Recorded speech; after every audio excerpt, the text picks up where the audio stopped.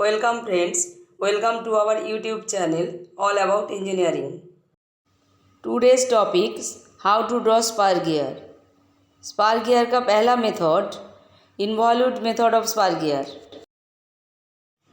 Gear draw करने के लिए हम लोग कितना डाटा हम लोग को लेना है और क्या कैलकुलेशन हम लोग को जानना होगा, तो वो हमने एक डेटा शीट तैयार की है। जैसा है, पहला हम लोगों को क्या है, गिवन रहेगा, हम लोगों को पता है module, teeth and pressure angle.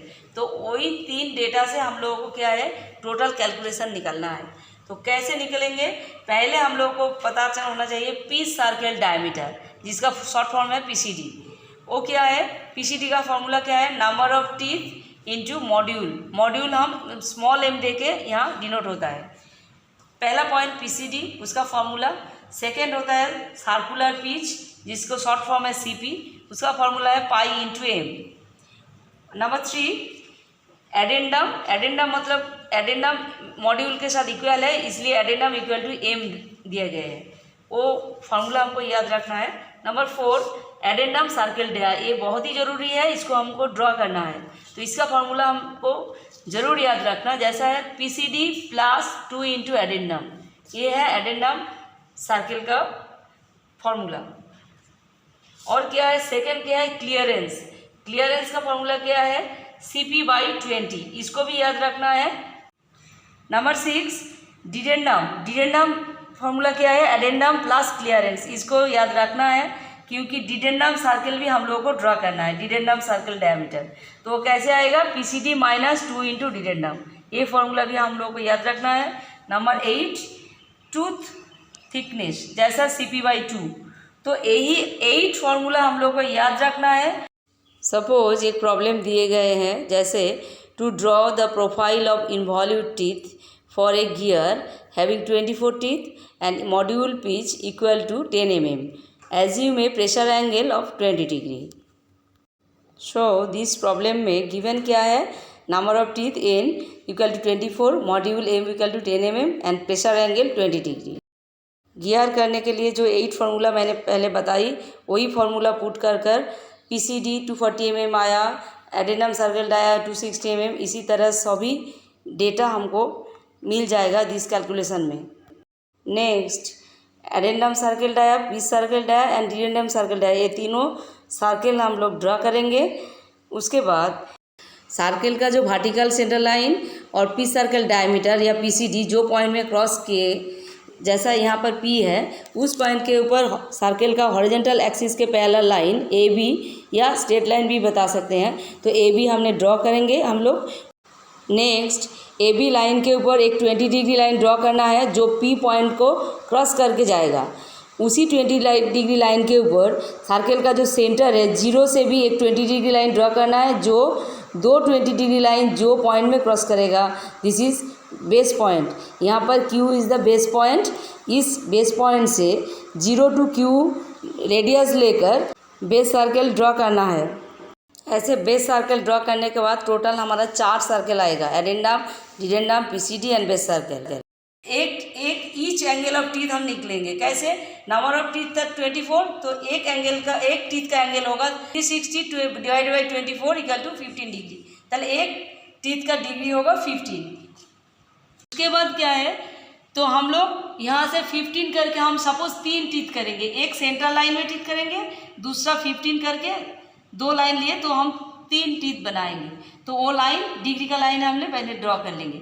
उसके बाद हम लोग का टीथ का जो विड्थ मिला था, टीथ थिकनेस था हम लोगों का CP/2, मतलब 31/5 से 15.75, ये हमारा टीथ थिकनेस था। आप क्या करेंगे, 15.75 मतलब हम 16 पकड़ेंगे, तो ये जो डिग्री का लाइन किया, ये हमारा centre line of the teeth हो जाएगा। तो 16 से आधा करके यहाँ 8, यहाँ 8 हम पहले मार्क करेंगे, और सेंटर में भी होगा, यहाँ भी 8, यहाँ भी 8 मार्क कर लेंगे। और हम ये जो डिग्री का लाइन था, यहाँ भी 8, यहाँ भी, दो साइड में 8 करके 16 टोटल हो जाएगा। तो तीनों टीथों का 16 मार्किंग कर लेंगे हम लोग पहले।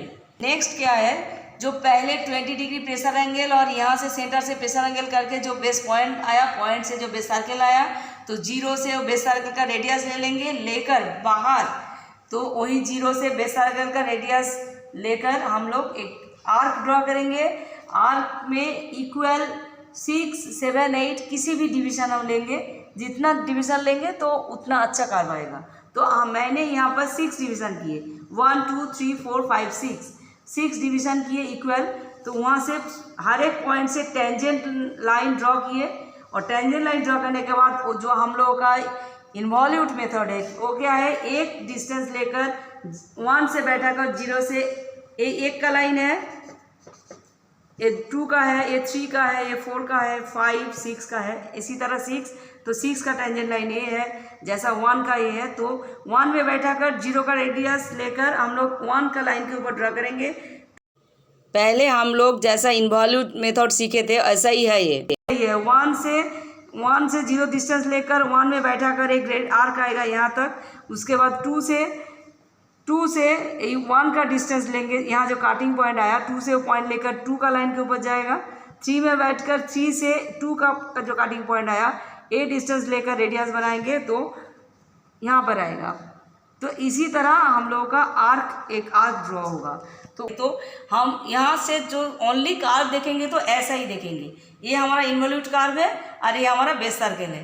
तो इसको हम क्या करेंगे, यहाँ से जैसे क्या है ट्रेसिंग पेपर ऐसे बैठाएंगे, बैठा कर हम लोग क्या करेंगे यहाँ से इसका माप लेंगे। जैसा क्या है ए आएगा और ए हमारा आएगा, जैसा आएगा ए हमारा क्या है, ए हमारा आया बेस सर्कल, ए हमारा इन्वॉल्यूट टीथ। अब क्या करेंगे, उसको लेकर यहाँ जो 8 मार्किंग था ये हमारा बेस सर्कल था, ये हमारा बेस सर्कल है। तो बेस सर्कल से बेस सर्कल मिला देंगे, बेस सर्कल से बेस सर्कल मिलाने के बाद टीथ का थिकनेस भी उस कर्व से मिलाएंगे।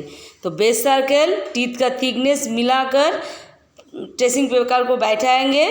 उसके बाद हम लोग यहाँ से पेन से डार्क करेंगे। इसको डार्क करने के बाद क्या है, यहाँ एक इम्प्रेशन मिलेगा, हम लोग को पता है।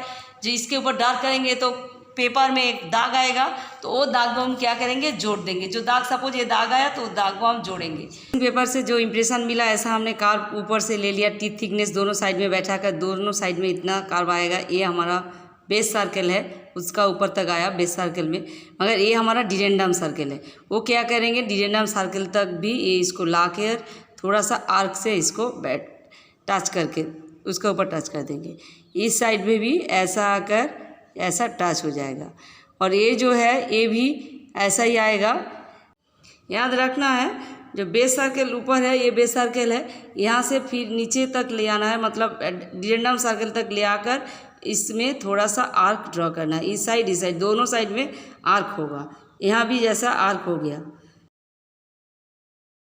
और एक मोस्ट इम्पॉर्टेंट पॉइंट है used involute method used to draw 2D drawing of spark gear when it is below 30 teeth। ये याद रखना है।